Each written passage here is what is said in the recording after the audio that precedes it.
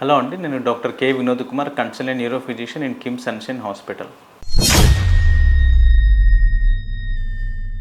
Dementia అంటే మర్చిపోవడం. So మతిమరుపు ఎక్కువ వస్తున్నప్పుడు దాన్ని డిమెన్షియా కింద తీసుకుంటాం. సో డిమెన్షియా అనేది మెయిన్‌గా 2 రకాలుగా ఉంటది. ఒకటి ట్రీటబుల్ డిమెన్షియా, ఒకటి non treatable dementia. Okay. So treatable అంటే కొన్ని రకాల ప్రాబ్లమ్స్ వల్ల మనిషి మర్చిపోతుంటాడు. ఓకే. సో ఒక మనిషి మర్చిపోతున్నాడు. సో తను అంటే స్లోగా గుర్తుండట్లేదు.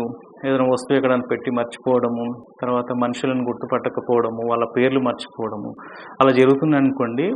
స్లోగా దాన్ని ఐడెంటిఫై చేయాలా. ఓకే. సో దానికి చాలా రకాల కారణాలుంటాయి. ఓకే.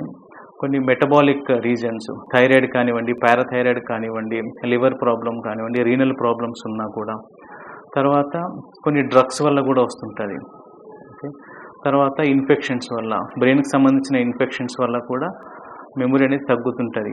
తర్వాత బ్రెయిన్ లోపల ఏదైనా ట్యూమర్స్ కానివ్వండి, వెసల్ ప్రాబ్లమ్ కానివ్వండి, బ్లీడ్ కానివ్వండి ఉన్నప్పుడు కూడా మనకు మెమరీ అనేది స్లోగా తగ్గుతుంటది. దాంతో పాటుగా sodium problem, okay, calcium problem, glucose problems ఇవి ఉన్నటువంటివి కూడా మెమరీ అనేది తగ్గుతుంటది. సో ఒక మనిషికి సడెన్‌గా మెమరీ ప్రాబ్లమ్ వచ్చిందంటే ఫస్ట్ దాన్ని ఐడెంటిఫై చేయాలా. అంటే దానికి బ్లడ్ టెస్ట్ చేయించాలి. తర్వాత బ్రెయిన్ స్కానింగ్ చేపిస్తే దాంట్లో ఏదో ఒక ప్రాబ్లమ్ ఫైండ్ ఔట్ అయిందనుకోండి, ఆ ప్రాబ్లమ్‌ని మనం రెక్టిఫై చేస్తే మెమరీ బెటర్ అవుతుంది. సో వాళ్ళు నార్మల్ లైఫ్ అనేది లీడ్ చేయొచ్చు. బట్ కొన్నిసార్లు ఈ మెమరీ ప్రాబ్లమ్ అనేది స్లోగా పెరుగుతుంటది. మనకు దేంట్లో కూడా ఐడెంటిఫై అవ్వదు. సో అప్పుడు మనం దాన్ని డీజనరేటివ్ కండిషన్ తీసుకుంటాం. సో డీజనరేటివ్ కండిషన్స్ అనేవి చాలా రకాలు ఉంటాయి. సో అది ఆల్జీమర్స్ డిమెన్షియా ఉంటది, ఫ్రాంటోటెమల్ డిమెన్షియా ఉంటది. తర్వాత కొన్నిసార్లు పార్కిన్సన్స్ ప్లస్ డిమెన్షియా కింద, తర్వాత motor neuron disease plus dementia. So ఇలా చాలా రకాల కారణాలు ఉంటాయి. బట్ ఇవన్నిటికి కూడా డీజనరేటివ్ కండిషన్స్ కింద తీసుకుంటాం. వీటికి దీనికి క్యూర్ అనేది ఉండదు. సో ఈ వ్యాధి వచ్చిన వాళ్ళకు స్లోగా పెరుగుతూనే ఉంటది. కొంతవరకు మాత్రమే ఇనీషియల్‌గా కొంతవరకు మాత్రమే మనం టాబ్లెట్స్ నుంచి కంట్రోల్ చేయొచ్చు. ఆ తర్వాత స్లోగా అనేది పెరుగుతుంటది. సో వీళ్ళకు టాబ్లెట్స్‌తో పాటు మనం లైఫ్ స్టైల్ కూడా చేంజ్ చేసుకోవాలా.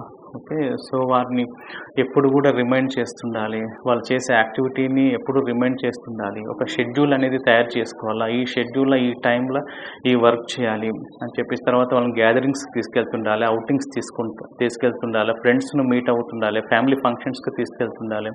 తర్వాత వాళ్ళకు ఏదో ఒక కొత్త హ్యాబిట్‌ని అనేది అలవాటు చేస్తుండాలి. ఏదైనా మ్యూజిక్ కానివ్వండి, రీడింగ్ బుక్స్ కానివ్వండి, ప్లేయింగ్ కానివ్వండి, తర్వాత కొన్ని పజిల్స్‌ను అనేది సార్ట్ ఔట్ చేసే కొన్ని గేమ్స్‌ని అనేది, అంటే మైండ్ యాక్టివిటీ గేమ్స్ అని చెప్పేసి వాటినన్నిటిని కూడా చేస్తుంటే ఎప్పుడు కూడా బ్రెయిన్ వీళ్ళకి ఏదో ఒక యాక్టివిటీకి ఎంగేజ్ చేస్తే బ్రెయిన్ అనేది షార్పెన్ అవుతుంటది. మెమరీ ప్రాబ్లమ్స్ అనేది కొంచెం బెటర్ అవుతుంటది. వాళ్ళ క్వాలిటీ ఆఫ్ లైఫ్ అనేది ఇంక్రీజ్ అవుతుంటది. సో ఎప్పుడైనా మతిమరుపు వచ్చిందంటే ఫస్ట్ అది ఐడెంటిఫై చేయాల. ఎందుకంటే చాలా రకాల ప్రాబ్లమ్స్ మనం కరెక్ట్‌గా ట్రీట్ చేస్తే మెమరీ పవర్ అనేది నార్మల్ లైఫ్‌కు వచ్చే ఛాన్సెస్ ఉంటది.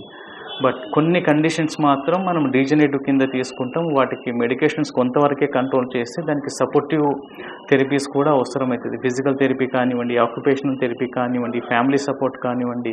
సో ఇవన్నీ కూడా చేస్తే చాలా మటుకు సింప్టమ్స్ అనేవి తగ్గి వాళ్ళ క్వాలిటీ ఆఫ్ లైఫ్ అనేది ఇంప్రూవ్ అవుతది. తర్వాత వాళ్ళ వల్ల ఫ్యామిలీ బర్డెన్ కూడా తగ్గుతుంటది.